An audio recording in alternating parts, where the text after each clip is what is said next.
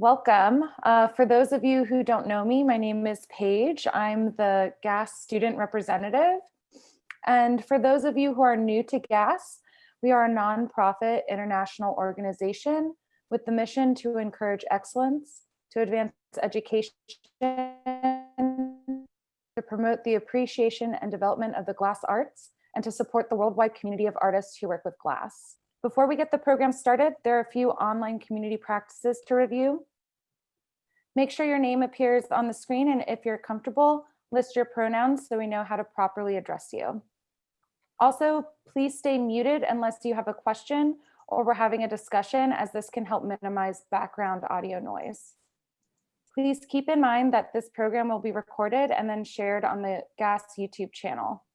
Should you want to remain anonymous, please disable your camera screen throughout the program, and know that if you type a question in the chat box, we will not call your name out. So without further ado, let's start our December student meetup. Today, we're going to be discussing how artists start working internationally and touch on the visa process, and also how to establish a career abroad.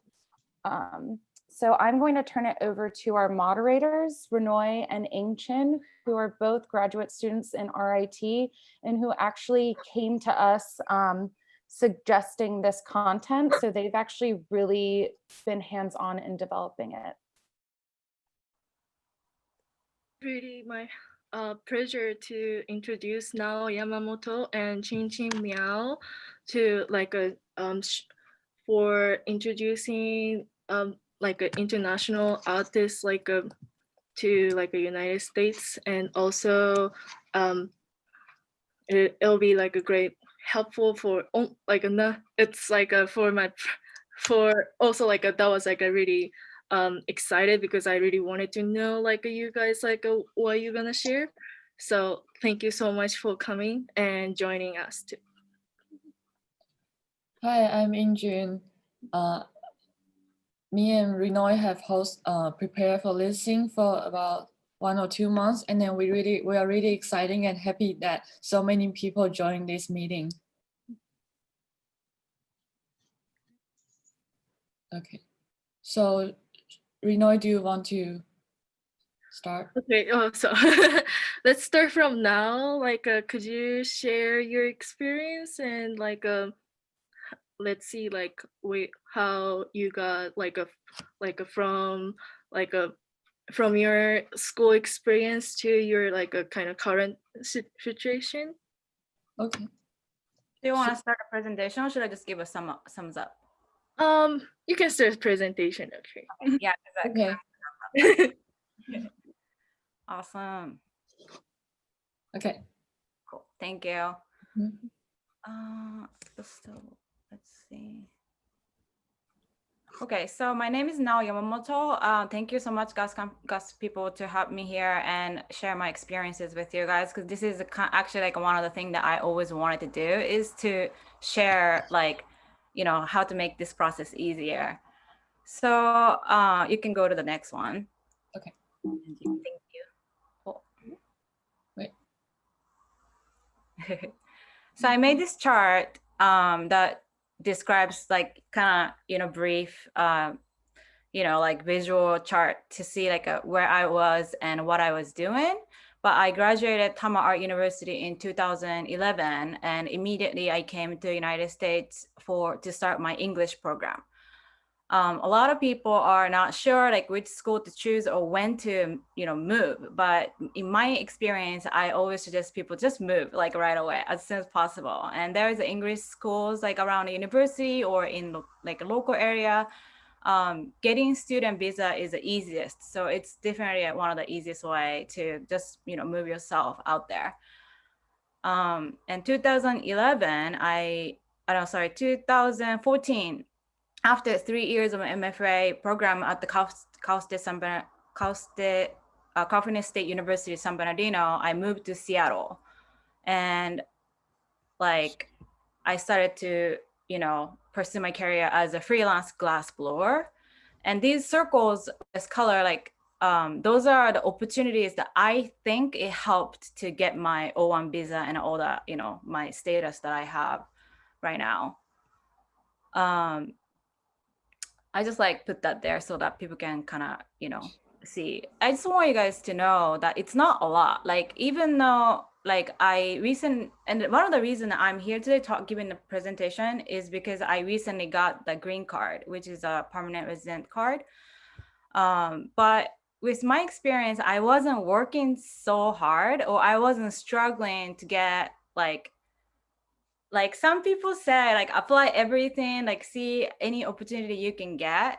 But to be honest with you, that's a lot of work.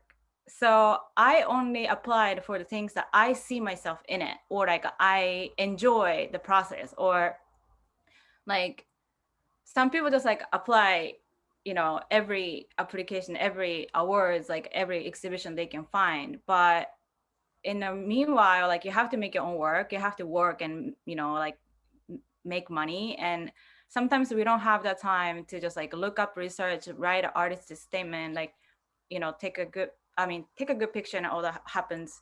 But just like keeping up with the application is a lot of work. So I only apply, you know, things that I literally can imagine myself in it. Like, I feel like this is my level of achievement.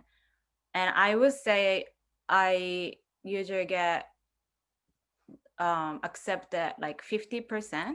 So like throughout the year, I apply 4 or 5 applications or opportunities, and I get 2 or 3 out of that is my experience. But I don't work hard, so that's my result.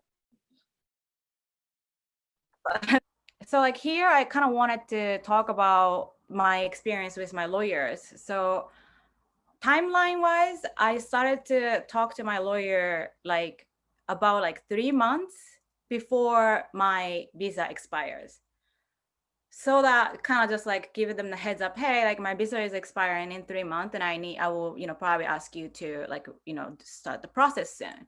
So like that's like about 3 months. I give them the heads up. And usually we try to gather all the information, like, you know, there is also usually a show or like some, you know, things happening. So like we want to wait until we want to gather as much as we can, like all the, you know, material as much as we can before. So we try.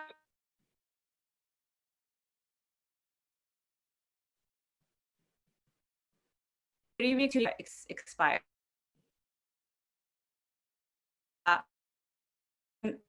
See, they,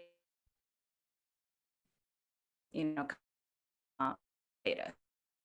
So, you know, you can see I color coded my visa, but about, sorry, I got disconnected. Can you guys hear me now? Yeah, yes. Why mine got suddenly disconnected? Sorry about that. Yeah, so like that's the time frame. And cost of lawyer, very beginning of, you know, like right after my student visa, I started to talk to this one lawyer, and he charged me, his cost was about 3,500 total, and I pay half up front. And after the visa got accepted, I was gonna pay half later. But that person didn't do anything. Like seriously, like I asked some questions and they only answer me and copy and paste some really difficult, like, you know, very like technological like words to answer my question. But like I just felt that that's not the, you know, answers that I'm looking for. It's like I really always had this like weird suspicion, like this person is not really doing my like work. And I give them that material and I ask them like, how do you think? But they never reply. And I always had this anxiety, and I was having very hard time working about my visa. And my friend like introduced me Qingqing, and Qingqing was always on top. Like she always reply. So like I started work with Chiun this throughout this entire my artistic career. So like all of these from O1 visa to green card, Chiun helped me to get those. And the difference between my experience, so I'm not sure how Chiun will feel or other people will feel, but my experience, some lawyers will do a lot of work, like writing recommendation letters. Like if I say I work this, like studio, like Qingqing send me this like files of like what the studio is for, like what they achieved for. So like, and who they work with, like what kind of, like policy or style that they have, so that when I said I work there, the governors, like, or the, people who judges the case, they're not only looking at like I work the studio, they're also looking at the information about studio or your sponsor or your exhibition, for example. Like if you only had just a little show, or if you competed with somebody else and you got into a show out of like hundreds and thousands of applicants, that means more. So like some lawyers like Qingqing, like, does all the research and encourage us to keep track on those things. But I had the experience that not a lot of people care about those, and the file, becomes smaller.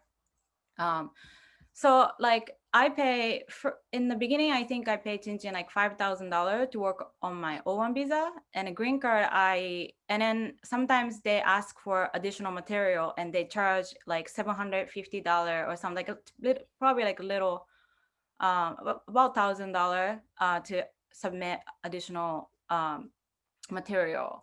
And those are the costs for the lawyer.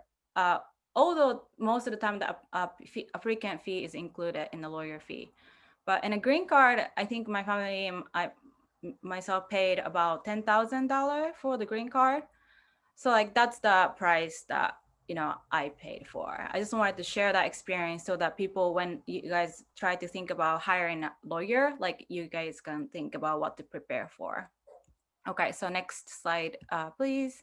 Okay. So once you, got the, once you graduate the school, like I think it's really hard to imagine like what is out there. So like I just listed some of the stuff, or even just to think about like applying O1 visa, you need this material in order to be accepted. Because basically what these do is to prove that you're a successful artist who can bring the benefit to the United States. And so exhibition contest in the US and home country, it's like able to speak another language is an advantage, So like find a show or find a competition in your home country, and that looks really badass on a resume. Like, but a lot of people focus on the shows or opportunity in the United States, and sometimes people don't know where to start with. So like I usually start with local, opportunities. And New Glass Review is, I don't know if you guys know this, but this is a magazine that Corning Museum Glass publish every year. And New Glass Review, the benefit of New Glass Review is they only judges from your photos and artist statements. So like, you don't have to have a real object to put it in a show. And another thing is that they only accept the application for the work that made within a year. So like, it's amazing magazine. It's amazing to be in there, and it's so easy to apply. Is my point. So like, if you have some work that you are very proud of, like you should apply New Glass Review every year. Local newspaper magazine, local galleries, and local studios. Like the reason I put local is because, again, like, we have no idea where to start with. And it's usually makes sense to just start with local, somewhere that you live in, or somewhere like close to your school. Especially like magazine or newspaper, it's so hard to get in if you're just like a random, emerging glass artist. But if you have a show in a local area, like, if you have something to like tell them, hey, I have an upcoming show and I want you guys to mention it in your newspaper, like it's a lot easier to get into those opportunities. And another thing is, sorry, I'm just looking at my memo. Like these things are, just like it comes out naturally as you pursue your artistic career. And it is very important for me that like I feel right feeling or right, vibe from them is usually like when things work out perfect is when I feel connected to the studio, when I feel connected to the gallery is. So like instead of like running around, like looking for out of blue, like, confusing, just, walk around your galleries, you walk around your studios, like talk to them, feel the vibe, and see if you see yourself like, you know, working for them or working with them. And any photos, any promo, any flyer, any numbers, keep it track. Like Qingqing used to ask me like, okay, how many people apply for this thing? And then how many people got accepted? Like how many people came to this show? Like those kind of things matters for applying upon applying O1B visa. Okay, next slide, please. So this is something that I'm not sure if it's like super helpful to everyone, but like another important factor is the sales of your work, like how much money you're making out of your own creation. Also, because that simply means tax for the United States. So like, you know, if you're gonna pay more taxes, like, you know, more people are more welcome here. So when I was, when I was in school, like they gave me the assignment, okay? It's like, I don't have to really worry about anything, just like keep making, you know, like your school assignment. But after you graduate, like you literally have ultimate options of what to make and how to spend your life. And it was very hard for me to start with. So I just started to analyze like what other artists are doing. And I kind of like started to have this like different outcome of my work. So like some of the work is for exhibitions. Like sometimes it's not like cost effective, or it's more like something that excite me. It's like like for exhibition or for award, like those are most of the time is what I want to make. And I don't care if I sell or not, I just want to make it. And I have good time doing that. But if I keep doing that, then I'm not gonna be able to make a living out of my creation. And that is also not what I wanted. So I started to make a work that is more of like universal topic or universal inspiration. Like in my case, it was a beauty of water. Or another, you know, work that I saw most is the bubble bath. It's like, it's a simple excitement of like, oh my God, bubble bath. And that was my inspiration and the concept of the work. And those kind of work that has less story, or like less, it's like more universal, like people can relate to, and they have easier time putting them in the house. Like basically, I'm just saying like, not everyone want to put your artwork that is based on your childhood trauma in their home. You know, like if somebody gonna have it in the home, like they want to have something, you know, fun or cute, or make them feel like, you know, good. So I came up with some project to satisfy that needs, and as well as that, you know, cost of making, like the labor, if I can produce them more than a couple pieces, like those are also important factor if you're gonna keep making a series of sales work. And for award, I just put it there, but I do feel like in order to win an award, most of the time I feel like it's either spontaneous, like the idea is brilliant and well, you know, executed, or something very time consumed. Like you spend a lot of time, like, you know, takes a really long time and patience to create this work. Like those kind of pieces, like I tend to see them in, you know, awards or shows. But again, you know, these kind of experiences that depend on, you know, like different artists. So those are just my experience. And every time, take a photograph of your work. Nowadays in 2020, like if there is no photos, your work does not almost exist in this universe. So like take a good photograph, like hire professional, have a professional photograph friends, just ask them help, just have a good photograph and upload everything on website. Although people find me on Instagram or whatever other aspect, they will always look up my web, like the professional people or the people who want to work with me seriously, like they always go through the website. And most of my, you know, successful opportunities are coming from website. If the website looks like a student's website, they will treat you like a student. So like have a good professional website, probably like before, like a little bit before you graduate it, and then just keep upload the pictures. That's all you have to do rest of the time. And it's not that hard, but very, very crucial. Okay. Oh, another thing is once you start to pursue your career, eventually you will start working with galleries. And you know, I'm not selling my work, my gallery is selling my work. And I really found it kind of like creating this connection with the gallerist is very important for me. So like I talk about my work with the galleries, like how I do it, like what was the inspiration was about, how long it took, like, you know, like why I like it about, you know, like those kind of, I talk about that to galleries, not just to create the connection, but also so that they can share that to the customer and clients, and the clients feel that connection, and then they will invest you more. So, you know, like sometimes we have this ultimate, like, I don't want to bother like galleries, I don't want to bother other people, but just share your opinion because that's very helpful at the end. Okay, so next presentation, please. Okay, so after I moved to Seattle, I was working as a freelancer, and that's actually not what I intended in the beginning. I actually got hired at the Seattle Glassblowing Studio as an instructor and also part of production, but the work was not enough or didn't fulfill me completely. So like I started to ask other people for job opportunity.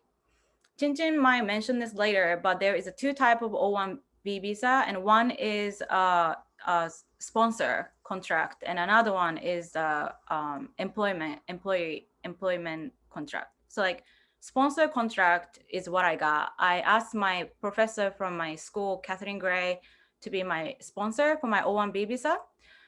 So that what that means to me, my understanding is that basically Kathy is saying to the government that, okay, I will take care or make sure that now is, you know, gonna be okay in the United States. So I can do I could make money, or I can do anything I wanted. But if you get that employment contract, you only have to work in a studio. So like one of my colleagues, Yoshie Sugo, also got an O1B visa in the beginning, but she got a you know, employment contract. So like she can only work at the Seattle Glassblowing Studio, and she couldn't basically she couldn't accept any payment, any income from other resources. So like that's the basic difference. It's like, you know, once you graduate, you have this option to like you either commit to one studio or, you know, just kind of do your own thing. And I chose to do my own thing. And after I moved to Seattle, I found these opportunities here. Glassblowing assistant, this was the biggest one. I was working a lot as a glassblowing assistant. Instructor, production. Production means like making candle votive or like Christmas ornaments, or there's a factory-based, like, you know, workplace that we can work for. And a lot of production companies, they hire full-time, you know, assistant too, but I was working as a part-time. Like whenever I needed the money, I was working there. Studio maintenance, if you're really good with tech, like people can always use a studio maintenance or, you know, clean up, like that kind of stuff. And art fair pop-up shows. Like I make my own, you know, like pumpkin or ornament or whatever, and I bring it to the pop-up show and I make money. And the right side is something that doesn't require high skill level of glassblowing or any, you know, in your profession, like charging, cleaning, packing, shipping, sales. Is if you are open to it, like there are always people or studios who needs help. So like I know a lot of my friends who clean the studio to get the points, and they can translate that to studio time later on or something like that. So like you can, you know, participate in the community in this sense too. And a lot of people ask me like how I found the job and stuff, but like I just simply ask around, ask my friends, hey, I need some job, I need some money, like please help me. And this is the job that I got. So like like I said, like there's one, you know, like two options, like one is to commit to one studio and another one is freelance. If you are going to work on one studio or one workplace, or if you decided to get a real job, make sure that you have a studio access or the studio space that you can create your own work. Like after you get an O1B visa, if you want to keep like updating the O1B or eventually apply green card, you do need your own successful like artistic career. Like you can, even though you're working for somebody very famous, if you are not making your work, it is hard to keep that type of business. So like, you know, make sure that you have enough time and a space for yourself to create your work.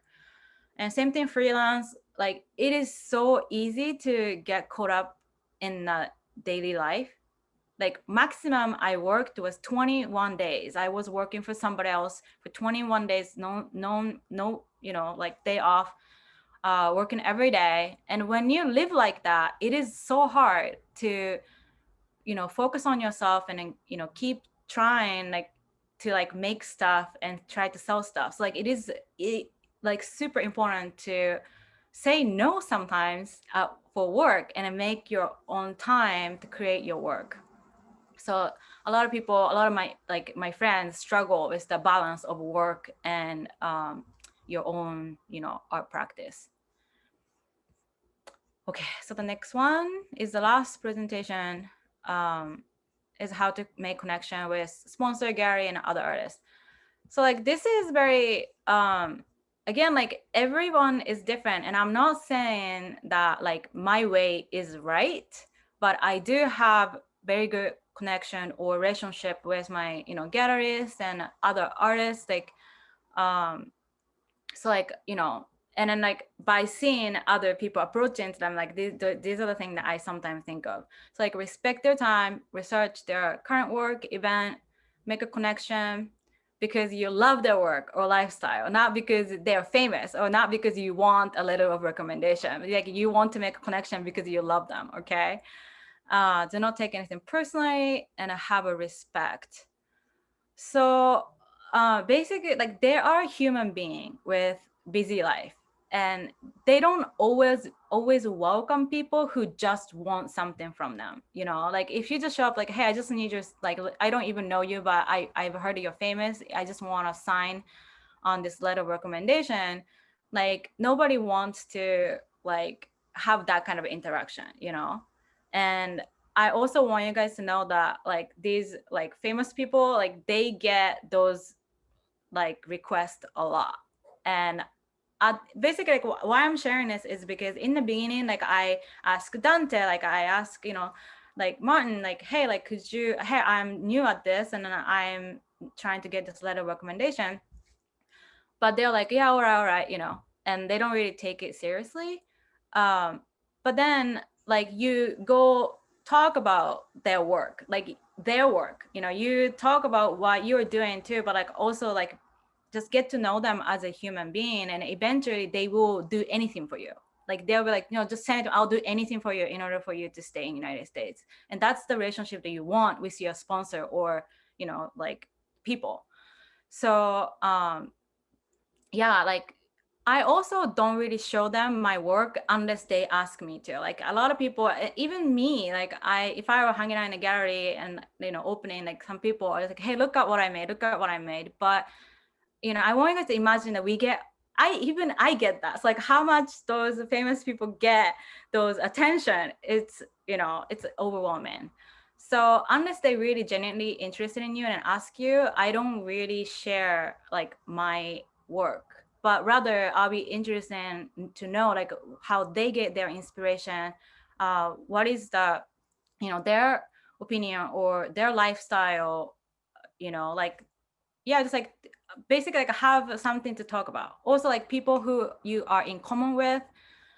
That makes sense, kind of like some like just like bring something to share, like or like, yeah, like mutual friend, or like I felt this way when I saw your work, or, you know, just like have a little open line instead of just like, hi, like I'm new at this and I need help. And even though they don't react to those things very well, don't, you know, take anything personal and don't burn the bridge, because you have no idea how, you know, things gonna turn out later. Like there were a lot of times that I thought that I can never be friends with this person, but eventually we hit it off and understood each other, and we end up making a beautiful connection. So yeah, don't take anything personal. And also your sponsor or gallery, if they made a contract with you, that relationship will last like decades. you know.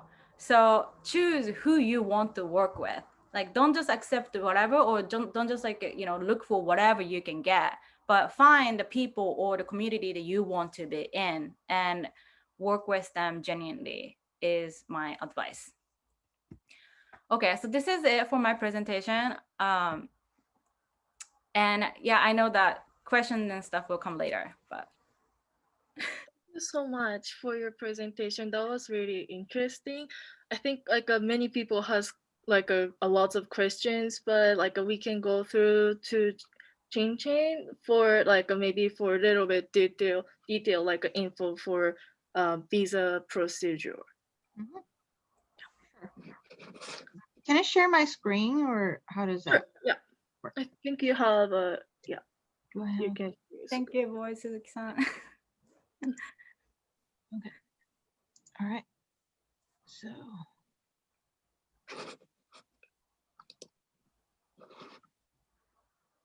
Did that work?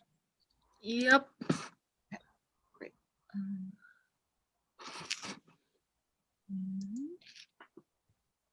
Great.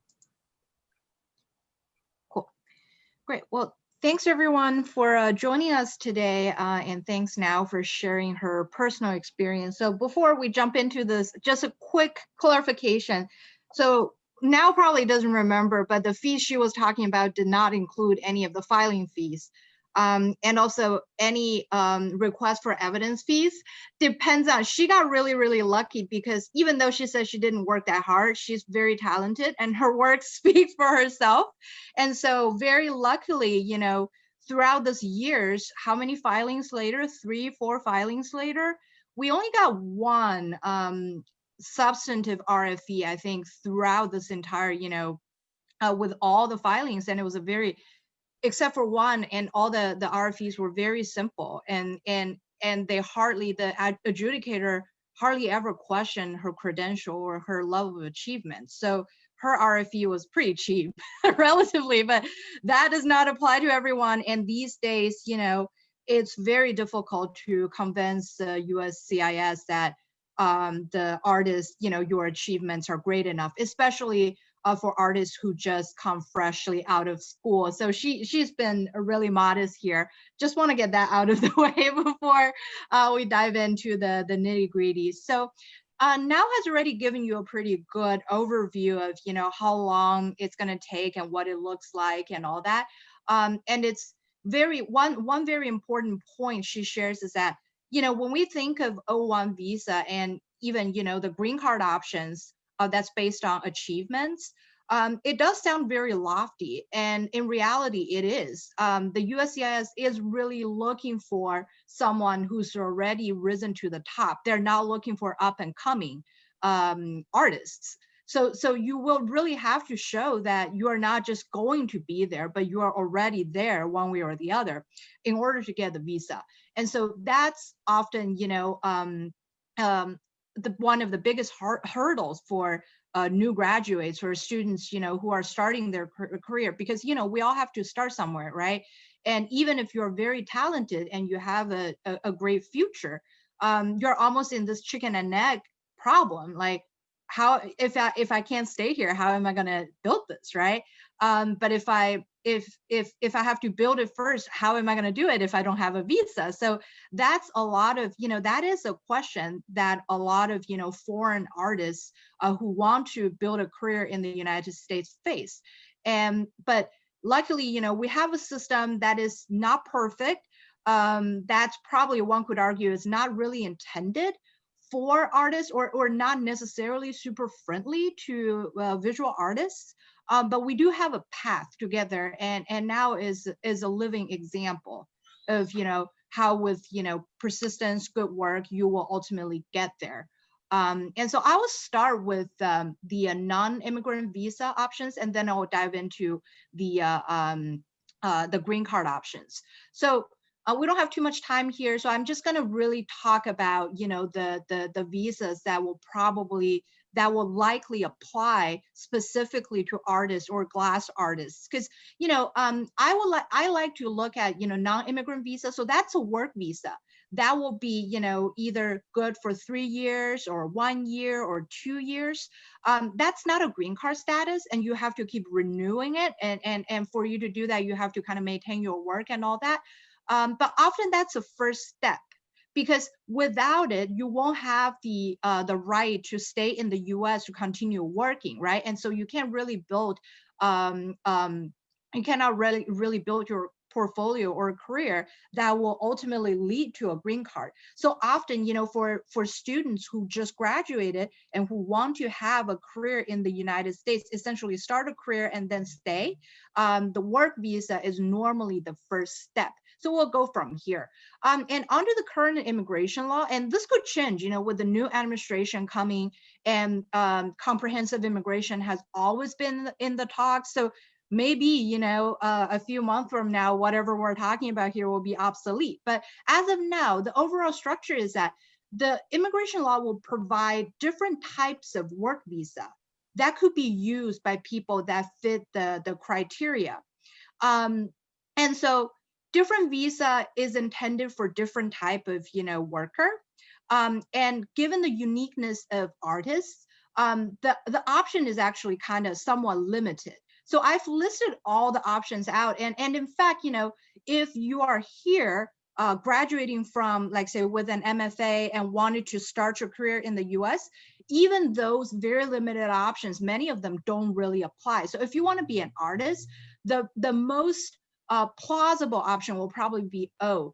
P looks like, you know, it's for artists, but that's actually mostly for, you know, a cultural exchange program artists. So like if you live in Japan and wanted to be here, or anywhere, like there's a cultural exchange program that you want to, you know, and you are part of that program, like say coming here to put on a show, for example, or something of that nature. So, but if your goal is to graduate, you know, if you graduate from a US college with an MFA and you just want to dive right in and be an artist, the P visa might not be your best option, because, you know, you just don't have that sponsor organization. H-1B is probably one that you hear very often, you know, because a lot of, you know, software engineers, that's what they get, right? And sometimes it's referred to as a white collar visa. This is actually not a very good option for artists. As we all know, you know, you don't have to have an MFA to be a great artist. So, and a lot of the artist jobs, you know, probably do not require a bachelor's degree or above. And that's the one single most important requirement for H-1B. But if, however, your position, what you are going to do with your MFA is to, like, say, teach art program in elementary school, you know, public school, or even in college. So you're getting a faculty position, sure, H-1B will work. But that's really, like, this type of visa is really not suitable, or really not set up to do, you know, to offer artists opportunities to do art. And then E3 is essentially, you know, the H-1B version for Australians. So that they're not going to be subject to cap and all that. So we're not going to go into that because, you know, our time is limited. And so I want to focus on, you know, what's best for us. And E1 and E2, this is a treaty investor, treaty trader option. It doesn't really often apply to artists because it is, we sometimes refer to it as a small business visa. And it's also, you know, it only applies to citizens coming from countries that have treaties with the United States. And some bigger countries, like, for example, India and China, you don't even have that option. Vietnam, no, you don't have that option. Japanese, sure, you could potentially have that option. But again, that's not designed for art. But if what you would like to do is to, you know, with your degree, you set up your own art trading company, for example, and then become an art dealer and invest money into it, that could be an option. But again, that's really not an option if what you would like to do, or you would most like to do, is to start a career as an artist in the United States. So even though we seem to have that many options, if your goal is to be an artist, your best bet will probably be an O1 visa. And now just touched on this issue as well. So to get an O1, you do need to have a sponsor. So the sponsor could be your employer. It could be just, an art studio that's willing to hire you as an artist, and the petition will be filed by that employer. You cannot just file it on yourself, on behalf of yourself. So that's one option. And then if you get that type of O1, you can only work for that one employer. You couldn't, moonlight for another employer without violating your status. But one beauty of O1 is that it also has another option. It's a quote unquote agent option. So you can have a talent agent that will file on your behalf, so the agent will be your visa sponsor. And that agent will be, through this agent, you will be allowed to work for multiple employers as opposed to, being tied to one employer alone. And when this visa was set up, it is really more what they had in mind, what the legislators have in mind is really more of like the performing artist scenario, where they always have a talent agent, right? The talent agent will go out and book jobs for them. But the law does not require that your agent is in the business of, of doing art brokerage. That's actually, so the law doesn't really require that. So essentially what you need is an intermediary who is in the field of art. For example, if you have a professor, an art professor who's based in the United States, who's willing to be your visa sponsor and serve as your agent for filing purpose, that will be a good option. And for for artists, that's something, it's probably a lot more preferable, because then your status is not tied to one employer.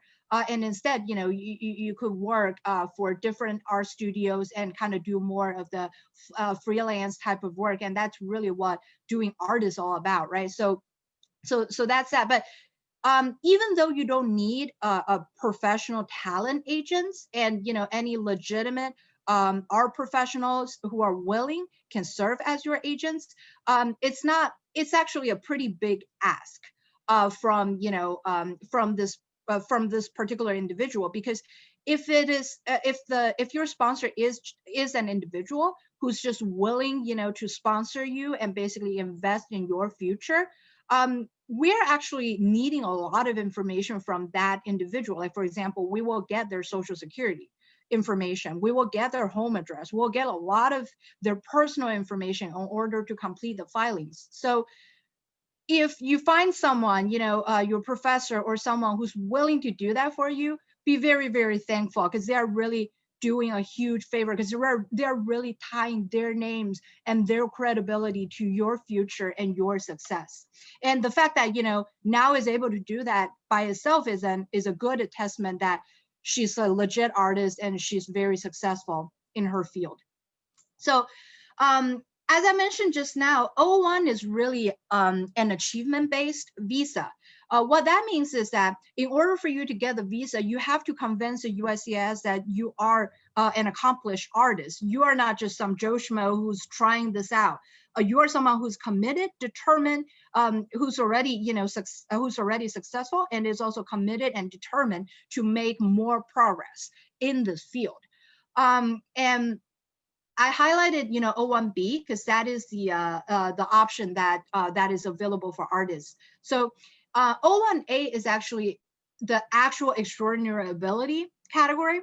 O1B, the standard is a little lower. So instead of proving that you have extraordinary ability, you just have to show that you have achieved distinction.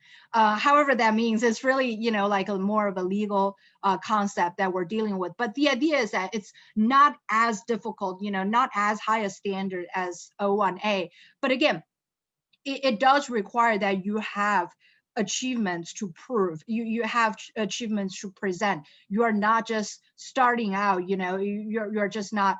not just nobody who has done nothing and is just happens to be, stumbles into this field and wanting to try it out.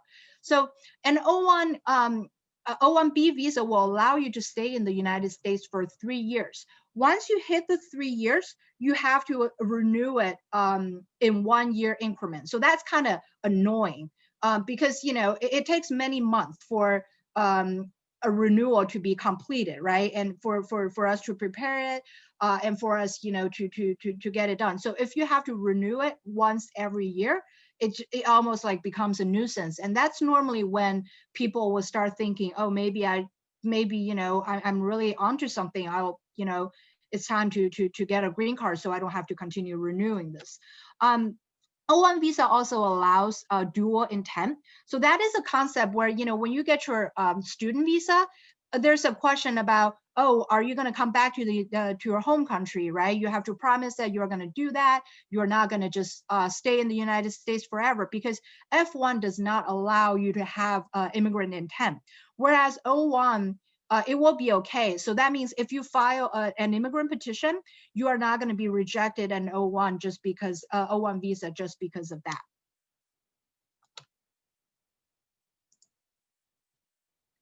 So O1B for artists, it does require extraordinary ability, but as I just mentioned, extraordinary ability means distinction. So it's still a high level of achievement and prominent, renowned, leading, well-known in the field of art. So, think of those fancy words, the good words. And one requirement is that for us to get for an individual to get an O1 visa, you have to get an advisory opinion letter from a peer group. This is kind of interesting because there are peer groups out there, like labor unions and all that, and there's like a long list of in the USCIS website that's saying there are groups that will just issue those letters.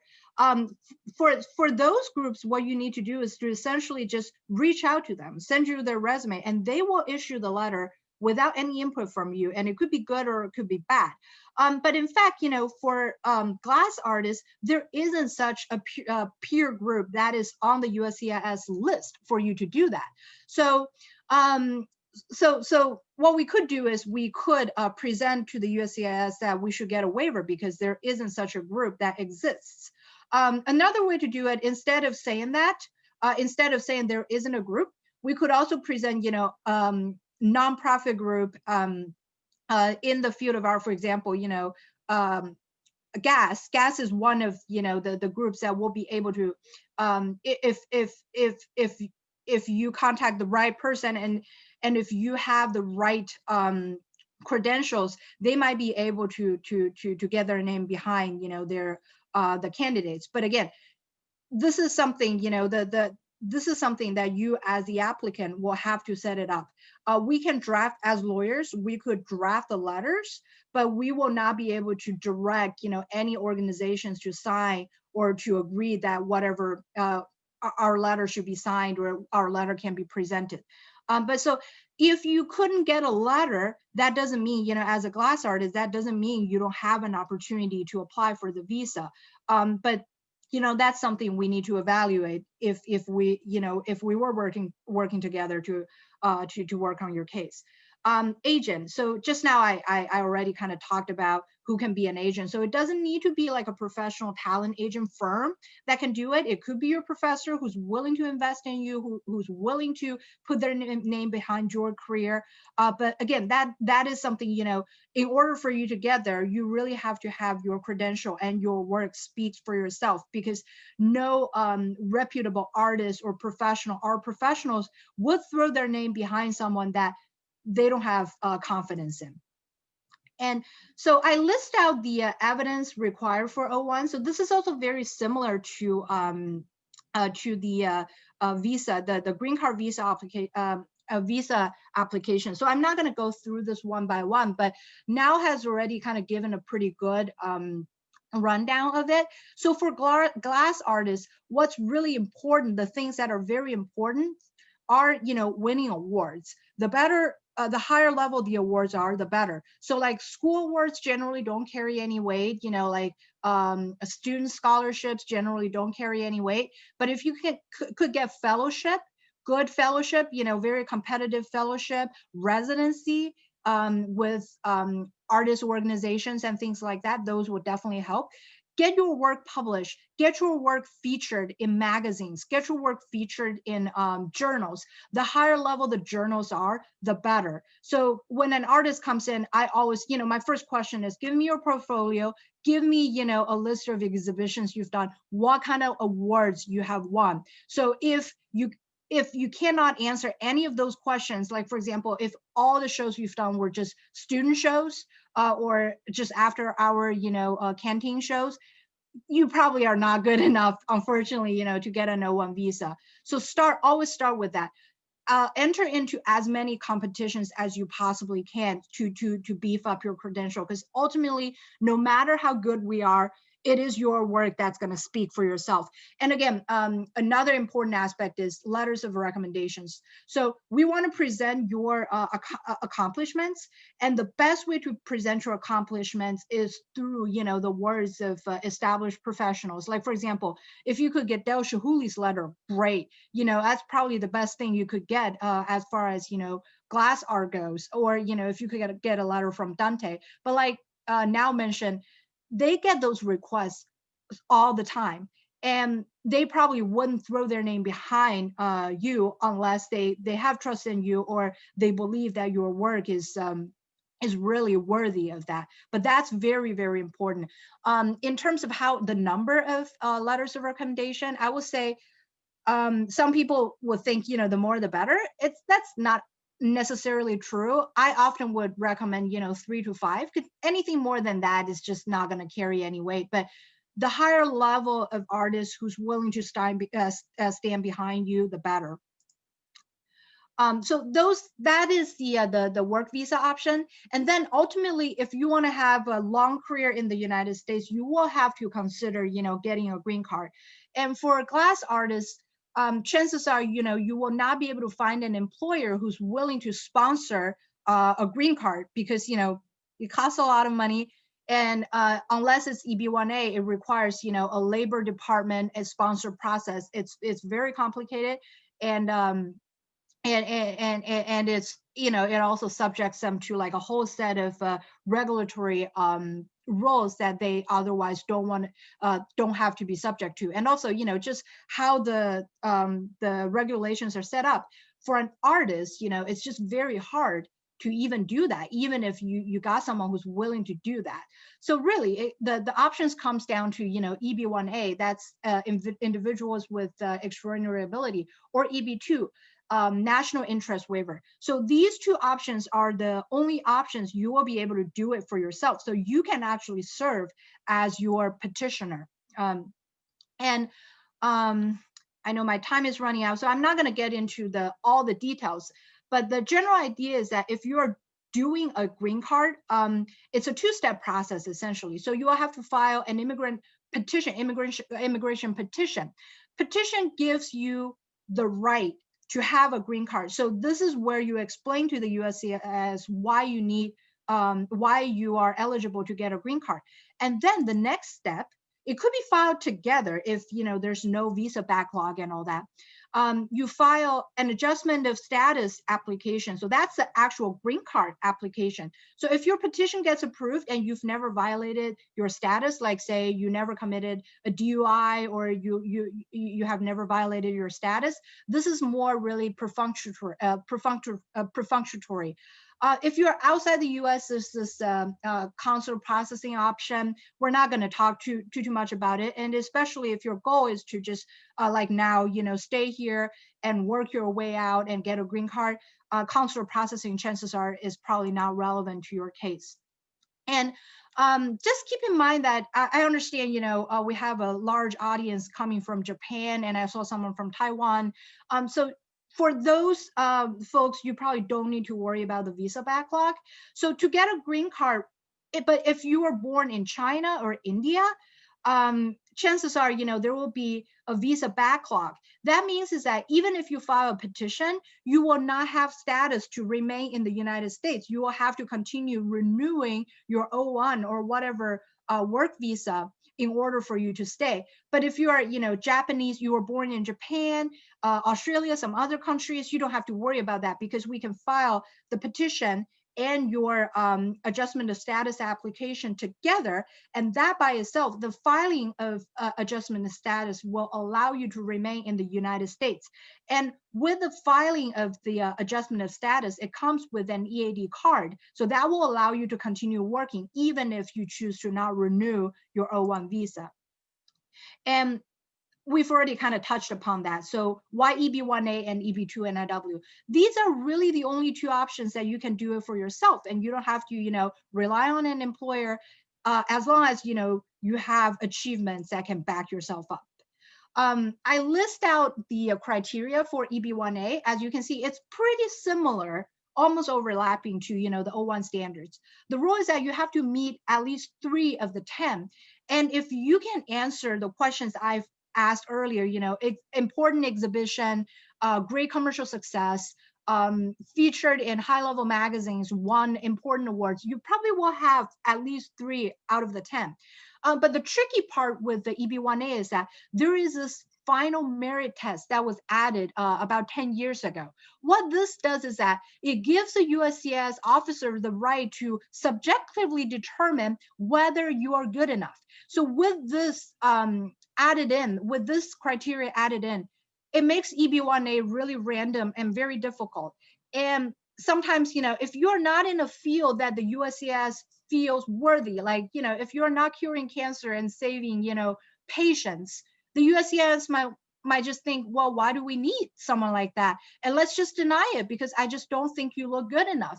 And those cases are very difficult to challenge. And that's what really makes EB1A, an already tough category, even harder to get. And that's why, when you have achievements, but probably are not good enough to get past a final merit test, your option will be EB2. And the category that does not require, a perm is a national interest waiver category. And so in order for you to get into this category, you do need an advanced degree, a master's degree or above, or we can also show alternatively, you have exceptional ability, or you have been in this field for 10 years. I think it's 10 or 5 years. But if you're here, have an MFA, you will be able to meet that general criteria. And again, this is the NIW is also achievement based, and it does require that you convince the USCIS that you have achieved a high level of success. In the past, the standards. So I did a side by side. So for NIW, previously the focus was on whether your work is national in scope, i.e., whether you work nationally, instead of within a region. However, in 2016, a new standard, a new 3-pronged test was adopted, and this really opened up opportunities, for artists like now, because right now, instead of looking on, the geographic impact of what you do, what the government is looking at is whether your proposed endeavor is of a substantial intrinsic merit and national importance. And in fact, it's not hard to present a case where, art is important. Art is very important, right? Especially, during difficult times. And then the second one is whether the foreign national is well positioned to advance the proposed cause, the proposed endeavor. And one interpretation of that is, because of this, you don't have to rise to the very, very top just yet. What you need to show is that you are ready to push forward, or you're ready to go to the next step. And for people who are already have an O1, it definitely helps to establish that, look, they have already achieved a lot. They're just, and they're just going to do more and more of this, and they are going to be the leader. So this also makes it easier as long as you are a diligent artist, producing good work, getting good reviews, that this also helps a lot of people like that. And then the third one is, on balance, it could benefit the U.S. to waive the requirement of a job offer. So if you are able to do A and B, if we are able to present good evidence to satisfy A and B, C pretty much takes care of itself, right? Because if we have a great artist who's contributing great to a wonderful cause, how will you have trouble proving that it's beneficial to the United States, right? So the third prong really depends on the first two. So under this new standards, if you continue to produce art, assuming you got an O1 and is producing great work, chances are, you will have a realistic shot to get a green card just based on your artistic achievement. Again, for an artist, the important factors are, getting your work shown as much as you possibly can.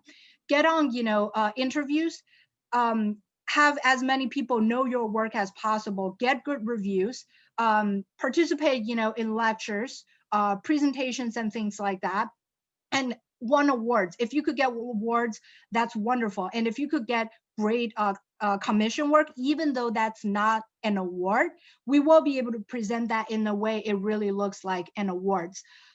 So with that, I think those are the points I'm sharing with everybody. I understand, people are probably curious about, the timeline and all that. I think now gives a pretty good example of, how long the whole thing is going to look like. But my suggestion is always, plan early. But because this type of visa is an achievement-based visa, sometimes you have to plan it out so that when we submit our evidence, we do have everything ready to go. So don't just, so what I would suggest is, think about it at least half a year before we're submitting anything, or even earlier than that, especially if you are successful getting your first visa. That will give you a good 3 years, right? So really take advantage of that 3 years. Use that to build your credential, use that to get yourself known in the community, and that will allow you to get into the green card category faster and easier. So with that, I'll open up for questions. Thanks. Thank you so much. That was really a rich information to know that. And also thank you so much Nao and Qingqing again for sharing time with us, and also sharing your knowledge about your experiences.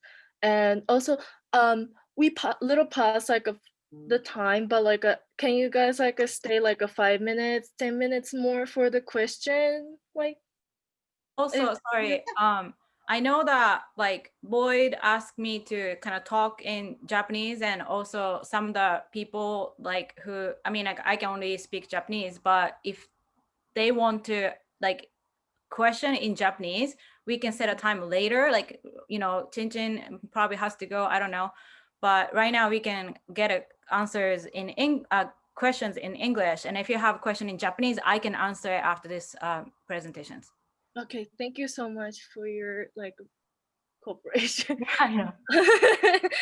Okay, I found some question in the chat box, so maybe just go through the chat box a little bit. One is from Lisa, and in order to apply for O visa, do you also need a sponsor, and or is it based on your achievements in your home country? Is that maybe for Qingqing?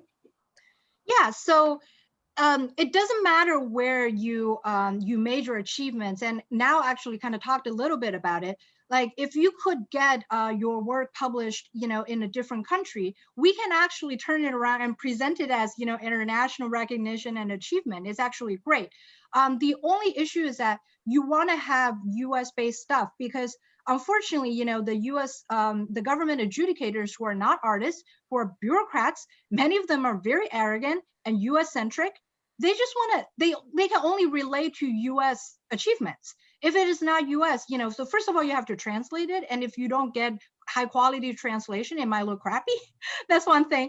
And also they tend to think, oh, if you can't do anything in the US, you're not good enough here, or something like that. So, but if you have achieved more impressive records in your home country or some other country, absolutely present it. And we will always find a way to explain to the USCIS, look, this is the highest award, in that particular country. And I've done that with, musicologists, for example, and they got the highest quality award, in their own country. And we will be able to present that. It just takes a little time, but definitely do that. And especially if say, you realize that it's not as easy to do it in the US, especially when you couldn't really work freely, you know, as a student. A lot of it will have to happen in your own country. Those are absolutely valuable. And if you can do like a combination of both, that would be wonderful. That would be great. Yeah. Great. And also maybe from like the same person, but like, is it, oh, it's yeah. But Is it's it possible? asking, like she asked me to, so like, you know, the my thing is like, if I speak in Japanese, if somebody don't understand, like they're not having good time, so I'll just set all the Japanese question for later. But the first step for any other country is actually like, to me, more like, yeah, just come over. Like English, just, you know, like maybe, because a lot of countries, like we can stay in United States like 3 months, like with a tourist visa. So like just come over here and say hi to the studio, like, you know, see if you fit, like, and those are the opportunity that you can find your sponsor, like your, you know, letter of recommendation people, like, you know, like, but you have to kind of actually come here and like see is more realistic. Like if I were when I was in Japan trying to anticipating about this process, I had no idea what was going on. Just like I came over here, you know, we're starting this English program, then I can finally see that, all right, like I see how that works, as well as English. Like I'm gonna talk about that later, but English is really important. In order for you to get a job here, like you have to be able to speak English and able to understand what they're saying, right? It's like just move your ass over here and learn English, learn how to live. Like that's the best way for me. Yeah. Just one point to add to that is, you know, if you come here as a visitor, just be really careful that you don't commit to, you know, any kind of unauthorized work employment or work engagement, because that's really, you know, you could easily get yourself into trouble. Even if, yeah, so like if you're trying to visit studios and all that, when you're at the border, make it really, really clear if you got asked that question, because sometimes, you know, you never know what kind of border officer you're going to encounter. And the rule for what constitutes, you know, unauthorized work and what constitutes, you know, just visit sometimes can get murky, especially for artists, right? Because artists are probably always on the quest of creation. Like you sit down on your vacation, you're probably drawing or making things that you can sell later. Does that constitute, you know, unauthorized work, unauthorized employment in the United States? So those questions are kind of up to debate. So, but if you are here, like say for a studio tour, getting yourself known to people, try to meet people, or like essentially set yourself up to apply for a work visa, make sure you don't create an impression that you're just here to ready to work. Yeah. Tell them that I'm in the process of getting my visa. I'm not here to work. I'm not earning, you know, I'm not here for an employer. I'm just here to visit. Make it super clear so that you don't get turned away, you know, at the border. Because if you do, it could really mess up, you know, your future visits into the US, especially, you know, for Japanese citizens. They can come into the US without having to get a visa or something like that, right? But if they get turned away, they will have to get a visa, even, you know, as a visitor, you know, for any future visits. So be very careful to explain. So first of all, you shouldn't commit any unauthorized employment here. Second, you need to be very clear as to what you are here for. And when you are not here to work, tell them that. And if you're planning on getting a visa once everything's lined up, tell them that and let them understand you are law binding. You are not here, you know, to take advantage of any system or to find loopholes. Yeah. My friend got caught. He was like coming to United States 3 months and then you know, go back to Japan and coming here again for another few months. Like he was working under the table. So basically, studio pays them cash, and he got caught after a couple of visits, and he was bummed. He couldn't enter United States for 2 years after that. So, and then probably he's not gonna be able to get any visa or green card after that. So just want, like, that's what Qingqing's saying. Mm-hmm. Okay. Yeah. Any questions? I think maybe that's my personal question to Nao, but you're talking about something, creating works like exhibition, creating works for exhibition and sale and art. Then like that's like it sounds like it's really like the balancing is pretty important for that. Like I wonder like if you have any like advice for like how to balancing, maybe especially for when when it's like an OPT period, Yeah. then So yeah, I totally hear you, because that's what I struggled too. Mhm. But so after I've been doing this for, like 6 years now, and my conclusion is just to make whatever excite you, like to make, like just keep making whatever that from your heart, from your soul, like something that speaks to you, and you'll be fine. And opportunity will fall through, like you will meet or you get right opportunities. I happen to be here, but not everything I was able to plan, right? Like award, like from the beginning, Qingqing was like, you gotta get an award, in order to, keep going. Like you need an award at some point. And the first 4 or 5 years, I never got those. I never even applied, to be honest. Or I applied, but didn't get it. And I was like, oh, maybe I can get a green card. And then like surprisingly, the museum glass, they do the auction, and they have the prize system at the auction party. And I just submitted my, to donate my work for the auction for them to make money, and I end up getting a grand prize, and that had me a residency and the title of grand prize.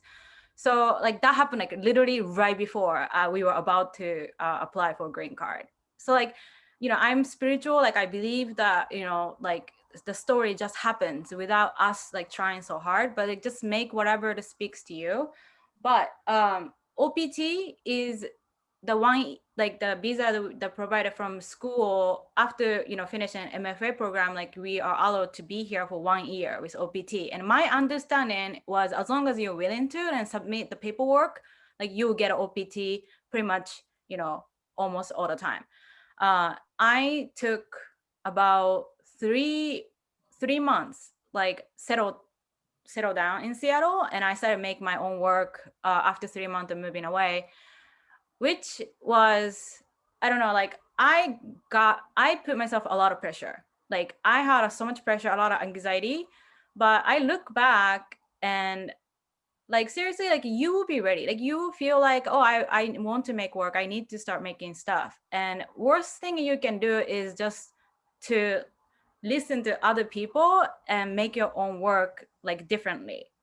That makes sense. Like even though you are thinking about, okay, for exhibition, for sale, like for this, still like you want to make your own work. And if I start to worry about what is happening around me, like what I have to do for the visa, like I just only suffered from that. So so basically my point is things will happen and things will unfold as your process goes. I'm sorry. I would echo that too. And just to follow up from an attorney's perspective, like for us, the most important thing is that, we cannot lie, right? We will never encourage our client to lie about anything. And we absolutely will not abate and assist anyone who's trying to present information that's not true. But what we will do is we will encourage the artist to be creative, or basically tell them, so first of all, you will need to have your achievements for us to file your case. That's yours, and that's all yours. We will have to work from that. And if you are a great artist, you have talents, you have passion, you have devotion, we will work together on making this happen, within the legal frame.